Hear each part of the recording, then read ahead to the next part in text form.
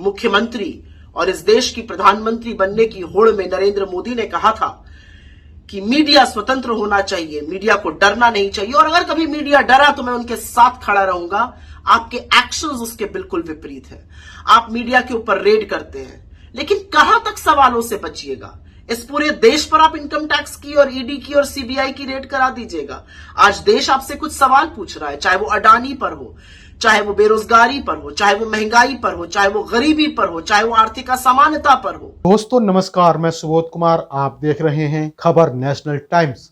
आपकी जानकारी के लिए बता दें कि बीबीसी मेन स्ट्रीम मीडिया के दफ्तर पर इनकम टैक्स की रेड पड़ी है। इससे जुड़ी हुई काफी दिन पहले की खबर की बात करें तो बीबीसी के द्वारा 2014 में हुए गुजरात के दंगों पर डॉक्यूमेंट्री बनाई गई, और जैसे ही वह डॉक्यूमेंट्री बीबीसी के द्वारा रिलीज कराई गई, इसके बाद वहां की गुजरात सरकार और प्रधानमंत्री नरेंद्र मोदी के द्वारा डॉक्यूमेंट्री को बैन करा दिया गया। और ठीक 29 दिन के बाद अब बीबीसी के दफ्तर पर इनकम टैक्स की रेड भी करा दी गई। दोस्तों सबसे बड़ा सवाल है कि क्या बीबीसी के गोदी मीडिया ना बनने पर उस पर रेड कराई जा रही है। इसको लेकर बीबीसी की वरिष्ठ पत्रकार सुप्रिया नाटे ने ट्वीट किया है, और इस ट्वीट में वह क्या लिखती हैं देखिए, यह आपकी स्क्रीन पर क्या लिखती हैं, आइए इस ट्वीट को पढ़ते हैं। आप पर तरस आने लगा है पीएम मोदी, क्योंकि बीबीसी के दफ्तर इनकम टैक्स भेजकर आपने यह साबित कर दिया है कि आप एक घबराए और बौखलाए तानाशाह से ज्यादा कुछ और नहीं है, पर जवाब तो देने पड़ेंगे। बीबीसी की एक डॉक्यूमेंट्री आई जिसपे प्रधानमंत्री मोदी और गुजरात दंगों को लेकर कुछ सवाल उठाए गए, कुछ आक्षेप लगाए गए।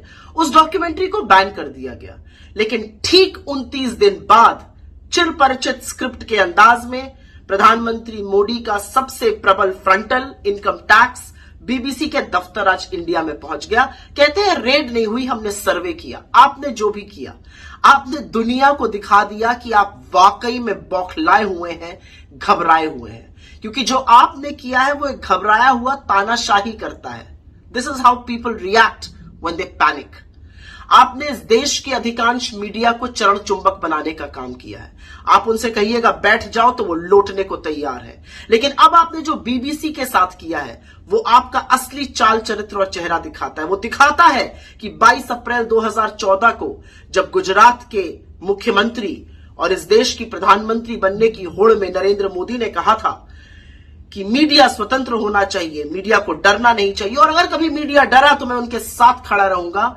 आपके एक्शंस उसके बिल्कुल विपरीत हैं। आप मीडिया के ऊपर रेड करते हैं, लेकिन कहां तक सवालों से बचिएगा? इस पूरे देश पर आप इनकम टैक्स की और ईडी की और सीबीआई की रेड करा दीजिएगा। आज देश आपसे कुछ सवाल पूछ रहा है, चाहे वो अडानी पर हो, चाहे वो बेरोजगारी पर हो, चाहे वो महंगाई पर हो, चाहे वो गरीबी पर हो, चाहे वो आर्थिक असमानता पर हो, चाहे वो बुलडोजर चलाने वाली उन सरकारों पर हो जिसको आप तथाकथित डबल इंजन की कहते हैं। लेकिन आप पर अब मुझे तरस आने लगा है, क्योंकि आप एक बौखलाए हुए, घबराए हुए तानाशाह हैं। What you're doing, Mr. Modi, is what people do when they panic. I pity you. मुझे तरस आता है आप पर कि आपको बीबीसी के दफ्तर पर एक रेड और एक सर्च, जो भी आप कहना चाहिए, करानी पड़ी, क्योंकि सवालों से आप बौखला गए थे। लेकिन ये सवाल तो देश पूछ रहा है और जवाब तो आपको देना ही पड़ेगा।